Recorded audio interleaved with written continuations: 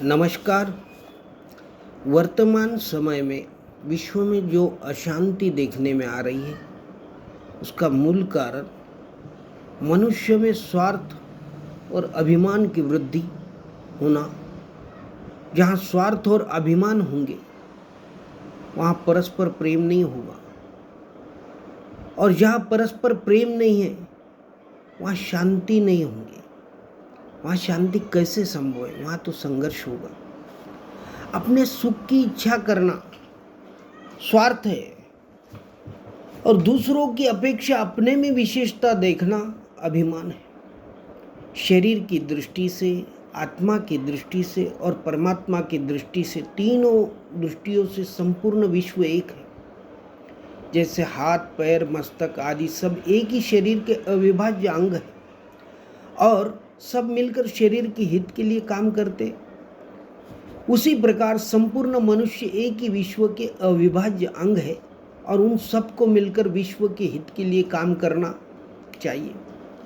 गलती तभी होती है मित्रों, जब मनुष्य केवल अपने सुख के लिए काम करता है। जैसे शरीर के सब अंग यदि अपने लिए काम करें तो शरीर का निर्वाह कैसे करें, कैसे होगा? पैर कहे कि हम तो अपने लिए ही काम करेंगे, शरीर हम क्यों उठाए तो शरीर कैसे चलेगा? अपने दांतों से अपनी जीभ या होठ कट जाए तो दांतों को कोई नहीं तोड़ता। इसीलिए गीता विश्व मात्र को शिक्षा देती है, परस्परम भावयन्ता श्रेय परमावाप्स्यते। एक दूसरे की उन्नति, एक दूसरे की सेवा करते हुए तुम लोग परम कल्याण को प्राप्त हो जाओ। ते प्राप्नुवन्ति मामे सर्वभूतेहिता रता। जो मनुष्य प्राणी मात्र के हित में लगे हुए हैं वे मुझे ही प्राप्त कैसे कर होते हैं, ऐसे भगवान श्री कृष्ण कहते हैं।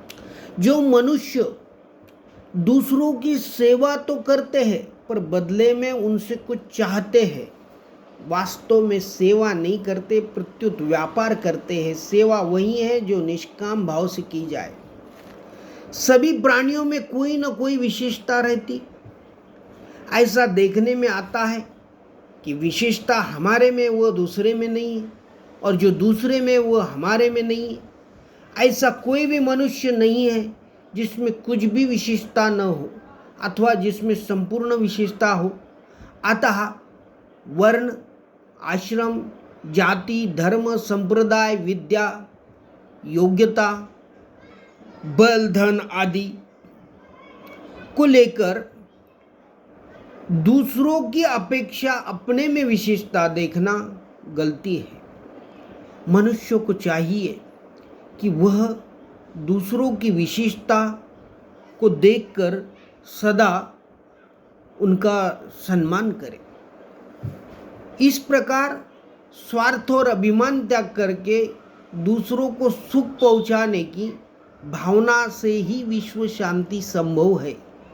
यही सनातन कहता है, यही गीता कहती है। जय सनातन।